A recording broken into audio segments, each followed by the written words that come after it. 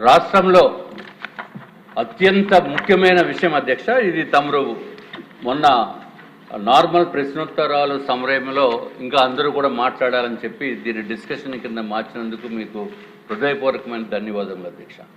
ఎందుకంటే రాష్ట్రంలో ఎవరైతే టిడ్కో ఇళ్ళు దాని గురించి డబ్బులు కట్టారో ఇప్పటికీ కూడా చాలా ఇళ్ళు ఇవ్వనందు వలన పరిస్థితుల్లో వారు మానసిక బాధని ఈ సభ ద్వారా మంత్రివర్యులకి అట్లాగే మిగిలిన సభ్యులకి అట్లాగే ఎవరైతే టిడ్కో ఇళ్ళు గురించి డబ్బులు కట్టిన వాళ్ళకి కూడా తెలియాలి అనే ఉద్దేశంతో మీరు చేసిన పని చాలా హర్షదాయకం అధ్యక్ష. అధ్యక్ష, ఏదైతే మేము క్వశ్చన్ అడిగామో అధ్యక్ష, దాంట్లో రీజన్స్ ఫర్ ఎందుకు డిలే అవుతుంది అని చెప్పి రీజన్స్ అడిగితే గౌరవ మంత్రివర్యులు దానికి రీజన్స్ పెద్దగా వారు ఇచ్చిన ఇన్ రైటింగ్ దాంట్లో స్పందించలేదు అధ్యక్ష. ముందుగా 2017 సంవత్సరంలో గౌరవ ప్రధానమంత్రి అట్లాగే గౌరవ ముఖ్యమంత్రి గారు ఏదైతే అందరికీ ఇళ్ళు ఇవ్వాలి అనే ఉద్దేశంతో కేంద్ర ప్రభుత్వము 7,01,000 ఇళ్ళు కేటాయిస్తే మన రాష్ట్ర ప్రభుత్వము ఆ రోజున్న రాష్ట్ర ప్రభుత్వము గౌరవ ముఖ్యమంత్రి గారు 5,14,000 ఇళ్లకి అడ్మినిస్ట్రేటివ్ శాంక్షన్ చేస్తే తర్వాత 4,68,000 ఇళ్ళని టెండర్లు పిలిస్తే తర్వాత వచ్చిన ప్రభుత్వం అధ్యక్ష, ఏదైతే జగన్మోహన్ రెడ్డి గారు వచ్చిన ప్రభుత్వము 2,53,000 ఇళ్ళని క్యాన్సిల్ చేశారు అధ్యక్ష. డిస్ట్రాక్షన్కి మరో పేరు జగన్మోహన్ రెడ్డి గారు. మేము ఏదైతే 2,23,000 ఇళ్ళు క్యాన్సిల్ చేయడం అంటే ఇంతకంట దారుణమైన విషయం ఏమీ ఉండదు అధ్యక్ష.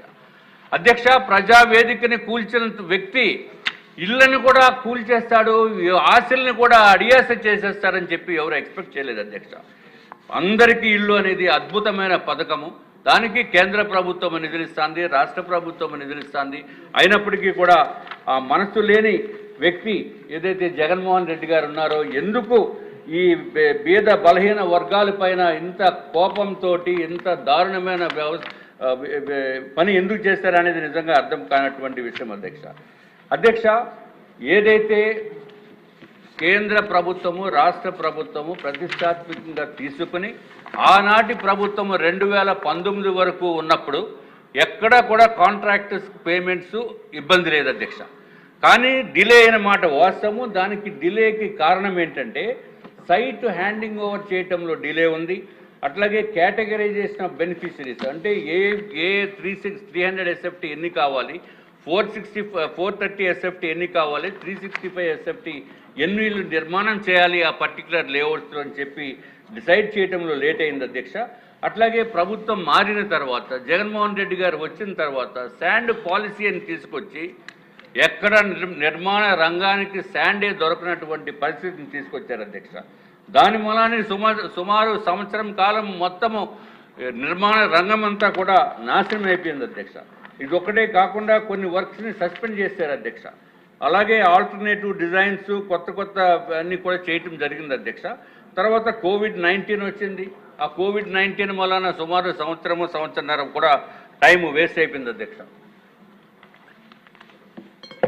అధ్యక్ష, ఇది ఒక్కటే కాకుండా ఎంత డిఫరెన్స్ అంటే అధ్యక్ష, గౌరవ ముఖ్యమంత్రి చంద్రబాబు నాయుడు గారు ఉన్న టైంలో కాంట్రాక్టర్స్ ఎవరు ఇబ్బంది పడలేదు అధ్యక్ష. ప్రభుత్వం మారిన వెంటనే ఆ ఇబ్బందులు ఏంటో అని తెలిసినాయి అధ్యక్ష. అటు కాంట్రాక్టర్స్కి బెనిఫిషరీస్కి ఇద్దరికీ కూడా హోల్సేల్గా తెలిసినాయి. దానికి రీజన్ ఏంటంటే డబ్బులు ఇవ్వక కోట్లాది రూపాయలు పెండింగ్ బిల్స్, 100 కోట్ల రూపాయలు పెండింగ్ బిల్స్ ఉన్నప్పుడు పెండింగ్ బిల్స్ పైన ఏమాత్రం దృష్టి పెట్టకుండా ఆనాటి ముఖ్యమంత్రి జగన్మోహన్ రెడ్డి గారు దారుణంగా డిలే చేశారు అధ్యక్ష. కొంతమంది పేమెంట్స్కి అయితే 300 రోజుల నుంచి 550 రోజుల వరకు పేమెంట్స్ ఇవ్వలేదు అధ్యక్ష. దీని వలన ఎంతో ఇబ్బందులు పడ్డారు అధ్యక్ష. అధ్యక్ష, మనకి ఒక సామెత ఉంది అధ్యక్ష, గాలిలో మేడలు కట్టొద్దని.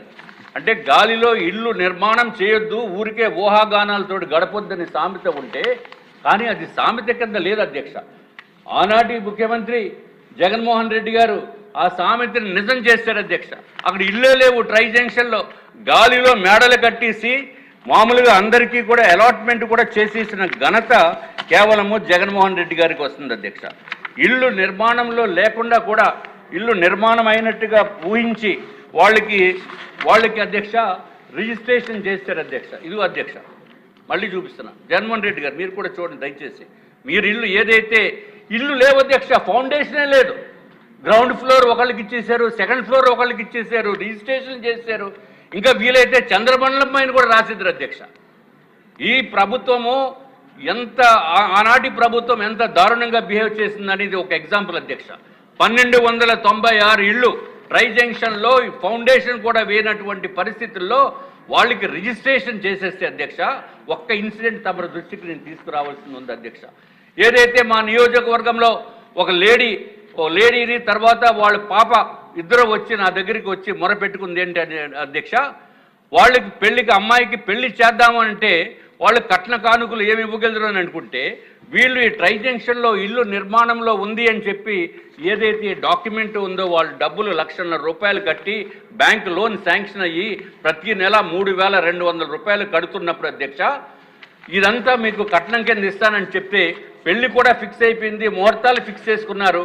కానీ ఎందుకో ఈ టిడ్కో ఇల్లు పైన ఈ జగన్మోహన్ రెడ్డి గారు నిర్మాణం చెయ్యరు అనే ఉద్దేశంతో ప్రజలందరికీ తెలిసిన తర్వాత వాళ్ళు ఏదైతే కట్న కానుకలుగా ఇద్దామనుకున్న ఏదైతే ఇల్లు ఉందో అక్కడికి వెళ్ళి చూసుకుంటే అధ్యక్ష, అక్కడ ఇల్లే లేదు అధ్యక్ష. వెంటనే పెళ్లి కూడా క్యాన్సిల్ అయిపోయింది అధ్యక్ష.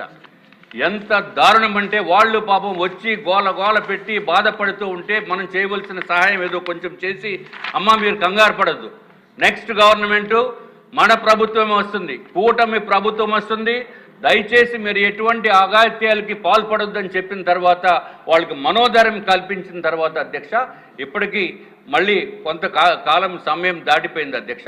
దయచేసి మీ ద్వారా నేను ముఖ్యమంత్రి వర్యుల్ని అట్లాగే మన మంత్రివర్యులు నారాయణ గారిని, ఎందుకంటే అధ్యక్ష అధికారులు కూడా మంచి అధికారులు ఉన్నారు అధ్యక్ష. MD is very good, positive attitude తోటి ఎప్పుడు నిర్మాణం కంప్లీట్ చేసి చేద్దామనే తాపత్రయంతో ఉన్నప్పటికీ కూడా నిధుల కొరత మలాన ఇదేమో ముందుకు జరగట్లేదు అధ్యక్ష. కాబట్టి మరి ఒక్కసారి తమర ద్వారా నేను వీరందరికీ కూడా విన్నవించుకుంటున్నాను అధ్యక్ష. ఏదైతే ట్రై జంక్షన్లో ఇల్లు నిర్మాణంలో ఉండి ఏమీ లేకుండా ఉండి 1296 మందికి అలాట్మెంట్ చేసేసిన వాళ్ళకి కూడా ఎక్కడో చోట మీరు ఇల్లు ఇవ్వాలని చెప్పి తమరి ద్వారా మేము తెలియజేసుకుంటున్నాం అధ్యక్ష. ఇంకొక విషయం ఏంటంటే అధ్యక్ష, ఏపీ టిడ్కో బెనిఫిషరీస్కి కానీ కాంట్రాక్టర్స్ కానీ ప్రభుత్వానికి కానీ మొత్తం ముగ్గురు నాశనం చేయగలిగిన వ్యక్తి, సామర్థ్యమైన వ్యక్తి కేవలం జగన్మోహన్ రెడ్డి అధ్యక్ష. ఎక్కడైనా డిపార్ట్మెంట్ కన్నా మంచి పేరు వస్తుంది, లేకపోతే ప్రభుత్వానికన్నా మంచి పేరు వస్తుంది, లేకపోతే కాంట్రాక్టర్కి మంచి పేరు వస్తుంది, బెనిఫిషరీస్ అన్నా సంతోషంగా ఉంటారు. నలుగురు కూడా సర్వనాశనం అయిపోయారు అధ్యక్ష ఈ జగన్మోహన్ రెడ్డి గారు చేసిన పని.